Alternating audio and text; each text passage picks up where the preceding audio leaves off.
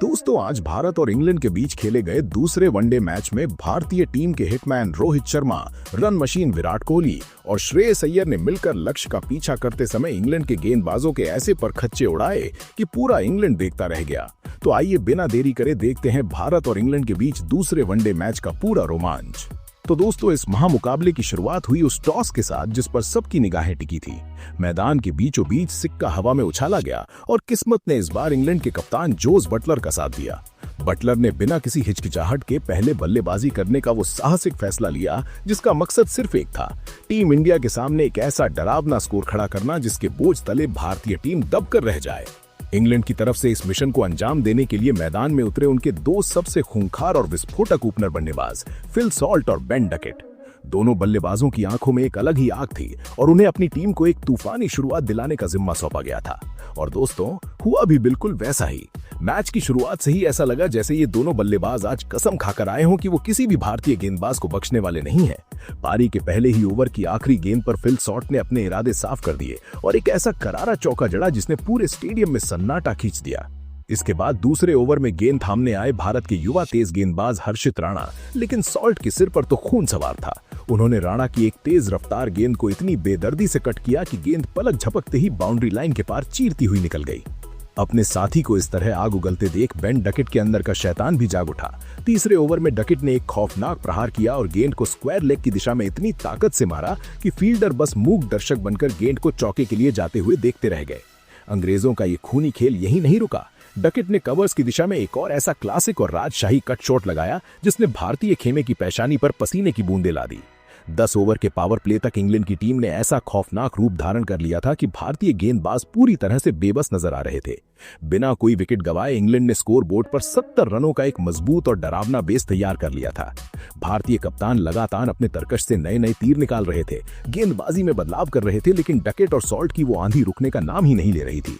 Salt ने खौफनाक uppercut लगाकर भारतीय गेंदबाजों के हौसले पस्त कर दिए, तो वहीं खतरनाक हार्दिक पांड्या की एक तेज बाउंसर को स्क्वायर लेग के स्टैंड्स में फेंककर अपना खूंखार रूप दिखा दिया। इसी ताबड़तोड़ और बेरहम कुटाई के बीच पारी के 11वें ओवर में बेन डकेट ने अपना वो शानदार और आक्रामक अर्धशतक पूरा कर लिया। टीम का स्कोर 79 रनों तक पहुंच चुका था और ऐसा लग रहा था कि आज इंग्लैंड 400 रनों का आंकड़ा पार कर जाएगी। लेकिन दोस्तों, क्रिकेट अनिश्चितताओं का खेल है जहां एक गेंद पूरे मैच का नक्शा पलट सकती है। 11वें ओवर की 5वीं गेंद पर वो चमत्कार हुआ जिसका पूरा हिंदुस्तान इंतजार कर रहा था।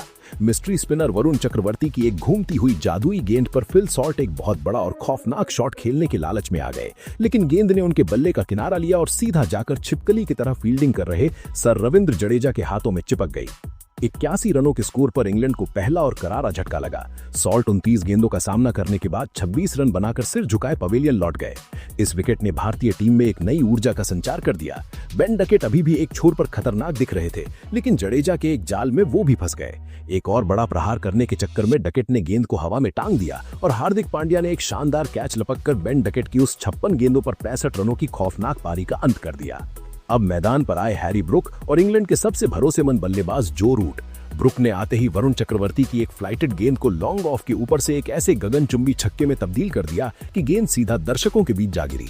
इन दोनों बल्लेबाजों ने एक बार फिर से इंग्लैंड की पारी को संभालना शुरू कर दिया और एक खतरनाक पार्टनरशिप बुननी शुरू कर दी। जो रूट अपने उसी क्लासिक अंदाज में खेल रहे थे। उन्होंने अक्षर पटेल की एक बेहद ही चालाक गेंद पर ऐसा रिवर्स स्वीप लगाया कि गेंद गोली की रफ्तार से बाउंड्री पार कर गई। ब्रुक और रूट की इस सूझबूझ भरी साझेदारी ने इंग्लैंड के स्कोर को 150 रनों के पार पहुंचा दिया था। भारतीय टीम की सांसें फिर से अटकने लगी थीं, लेकिन तभी बापू यानी अक्षर पटेल ने अपने अनुभव का वो जादू दिखाया जिसने अंग्रेजों की कमर तोड़ दी। अक्षर की एक सटीक और घूमती हुई गेंद पर हैरी ब्रुक धोखा खा गए और कप्तान शुभमन गिल ने एक बेहद ही शानदार कैच लपककर ब्रुक को पवेलियन का रास्ता दिखा दिया।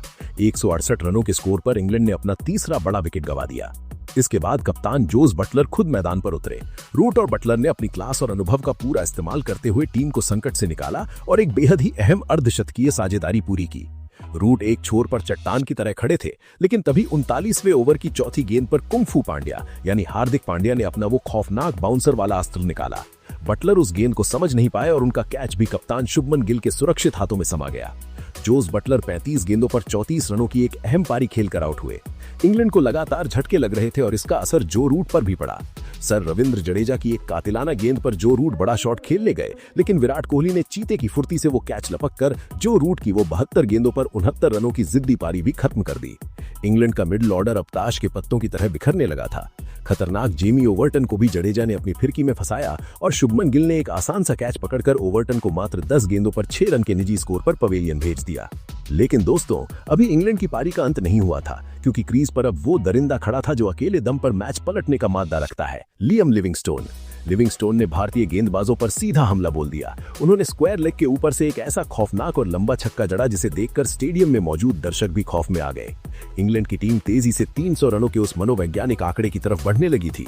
हालांकि 48वें ओवर की पहली गेंद पर गस एटकिंसन आउट हो गए और 272 के स्कोर पर इंग्लैंड का 7वां विकेट गिर गया।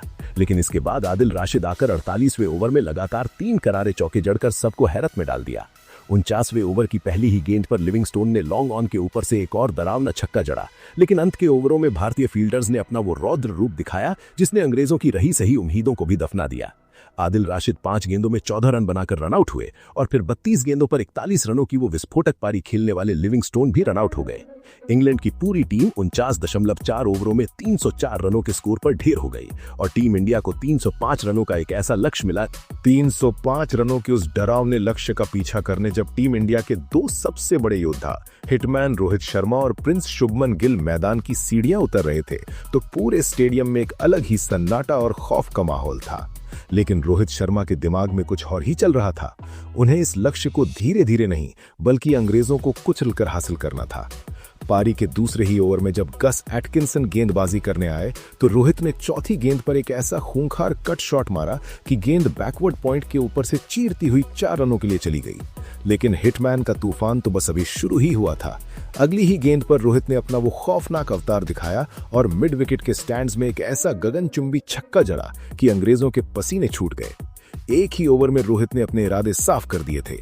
तीसरा ओवर लेकर आए साकिब महमूद, लेकिन हिटमैन के सामने आज दुनिया का कोई गेंदबाज नहीं टिकने वाला था। रोहित ने महमूद की दूसरी गेंद पर कवर्स के ऊपर से एक ऐसा क्लासिक और राजशाही छक्का जड़ा जिसे देखकर क्रिकेट के देवता भी ताली बजाने पर मजबूर हो जाए। अपने कप्तान को इस तरह आग उगलते देख शुभमन गिल के अंदर का खून भी खौल उठा। उन्होंने तीसरे ओवर की 5वीं गेंद को स्क्वायर लेग की दिशा में बाउंड्री के पार भेजकर अपना खाता चौके से खोला। चौथे ओवर में भी गिल ने मिड विकेट की तरफ एक करारा चौका जड़ा और टीम का स्कोर तेजी से 30 रन के पार पहुंचा दिया। 5वें ओवर में जब साकिब महमूद फिर से सामने आए तो रोहित शर्मा ने उन्हें कोई रहम नहीं दिखाया। लॉन्ग ऑन के ऊपर से एक और ऐसा डरावना छक्का रोहित के बल्ले से निकला जिसने अंग्रेजों की कमर तोड़कर रख दी। छठे ओवर की 5वीं गेंद पर गिल ने भी एक और चौका जड़ा। इंग्लैंड के खूंखार तेज गेंदबाज अब भारतीय बल्लेबाजों के सामने क्लब लेवल के गेंदबाज लगने लगे थे। 7वें ओवर में रोहित ने साकिब की गेंद को सिर्फ दिशा दिखाई और गेंद फाइन लेग बाउंड्री के पार चली गई। अंग्रेज कप्तान जॉस बटलर के माथे पर अब चिंता की गहरी लकीरें खिंच चुकी थीं। 8वें ओवर में मार्क वुड अपनी वो 150 किलोमीटर वाली आग लेकर आए, लेकिन रोहित शर्मा ने उस आग पर पानी फेरते हुए लॉन्ग ऑन के ऊपर से एक ऐसा छक्का मारा जो स्टेडियम की छत को चूमने लगा। रोहित का वो रौद्र रूप देखकर गेंदबाज प्रार्थना करने लगे थे कि ये बल्लेबाज बस कैसे भी आउट हो जाए। 9वें ओवर में आदिल राशिद के खिलाफ रोहित ने पहली गेंद पर चौका जड़ा और 49 पर पहुंच गए और फिर उसी ओवर की चौथी गेंद पर एक और शानदार चौका लगाकर रोहित शर्मा ने मात्र 30 गेंदों में वो खूंखार और तूफानी अर्धशतक ठोक डाला जिसने इस मैच को एक तरफा बना दिया था। हिटमैन ने इस पारी से भारतीय जीत की एक ऐसी मजबूत नींव रख दी थी जिसे अब कोई नहीं हिला सकता था। अर्धशतक के बाद रोहित की भूख और बढ़ गई, लेकिन अब शुभमन गिल ने भी अपने गियर बदल लिए। 11वें ओवर में आदिल राशिद को गिल ने स्क्वायर लेग के ऊपर से सीधा स्टैंड्स में डिपॉजिट कर दिया।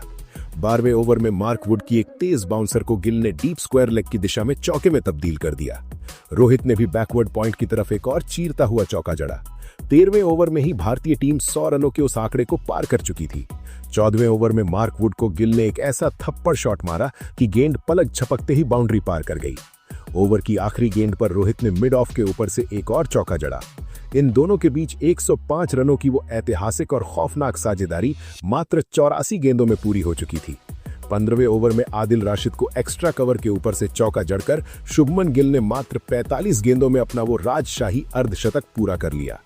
16वें ओवर में गस एटकिंसन की गेंद पर रोहित ने एक चौका जड़ा और उसके ठीक अगली गेंद पर अपना वो फेवरेट और दुनिया का सबसे खतरनाक पुल शॉट खेलते हुए गेंद को 6 रनों के लिए स्टैंड्स में भेज दिया। 16 ओवर में टीम इंडिया का स्कोर 127 रन हो चुका था। 17वें ओवर में जेमी ओवर्टन को शुभमन गिल ने फाइन लेग की दिशा में एक चौका जड़ा और तीसरी गेंद पर बैक टू बैक एक और चौका लगाकर अंग्रेजों को खून के आंसू रुला दिए। लेकिन 17वें ओवर की चौथी गेंद पर जेमी ओवर्टन ने एक ऐसी चमत्कारी यॉर्कर डाली जिसका शुभमन गिल के पास कोई जवाब नहीं था। गिल पूरी तरह से बीट हुए और उनके स्टंप्स हवा में कलाबाजियां खाने लगे। 136 रनों के स्कोर पर भारत को पहला झटका लगा। शुभमन गिल 52 गेंदों पर 60 रनों की वो शानदार और मैच जिताऊ पारी खेलकर पवेलियन लौटे। गिल के आउट होने के बाद दुनिया के सबसे बड़े चेज मास्टर विराट कोहली मैदान पर आए, लेकिन आज कोहली का दिन नहीं था। 20वें ओवर की तीसरी गेंद पर आदिल राशिद की एक फिरकी में कोहली फंस गए और विकेट कीपर फिल सॉल्ट ने एक शानदार कैच पकड़ लिया। कोहली सिर्फ 8 गेंदों में 7 रन बनाकर आउट हो गए। टीम इंडिया को एक करारा झटका लगा, लेकिन इसके बाद मैदान पर आए श्रेयस अय्यर।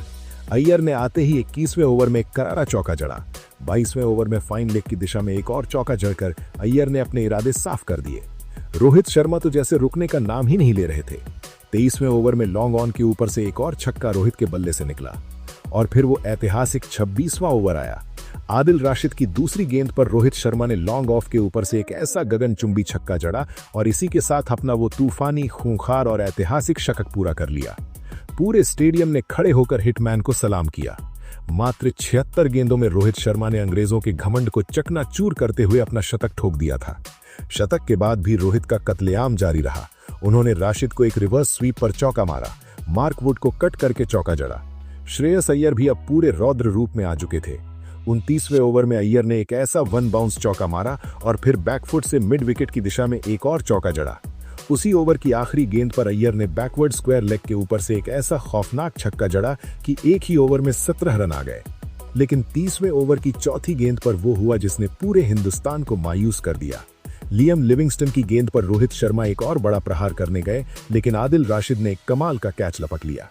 हिटमैन रोहित शर्मा की उस 90 गेंदों में 119 रनों की ऐतिहासिक और खौफनाक पारी का अंत हुआ। पूरा स्टेडियम रोहित को विदाई देने के लिए खड़ा था। इसके बाद अक्षर पटेल आए और उन्होंने लिविंगस्टन को एक करारा चौका जड़ा। राशिद को भी अक्षर ने बाउंड्री पार भेजा, लेकिन 44 के निजी स्कोर पर अय्यर एक बहुत बड़ी गलती बैठे। अक्षर के साथ एक भयंकर गलत फहमी का शिकार होकर अय्यर रन आउट हो गए। 47 गेंदों पर 44 रन बनाकर अय्यर को पवेलियन लौटना पड़ा। केएल राहुल मैदान पर आए और उन्होंने 39वें ओवर में एक शानदार चौका जड़ा, लेकिन राहुल भी जेमी ओवर्टन का शिकार बने और 14 गेंदों पर 10 रन बनाकर विकेट कीपर सॉल्ट को कैच दे बैठे। हार्दिक पांड्या आकर 42वें ओवर में एक चौका जड़ा।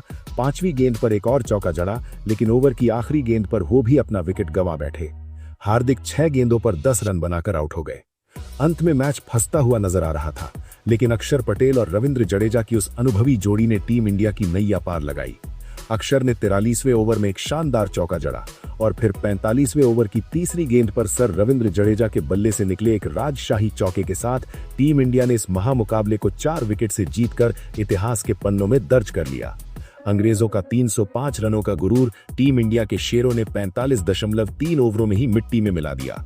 तो दोस्तों, टीम इंडिया की इस ऐतिहासिक और खूंखार जीत और रोहित शर्मा के इस डरावने शतक पर आपकी क्या राय है? कमेंट बॉक्स में दहाड़ कर जरूर बताइएगा।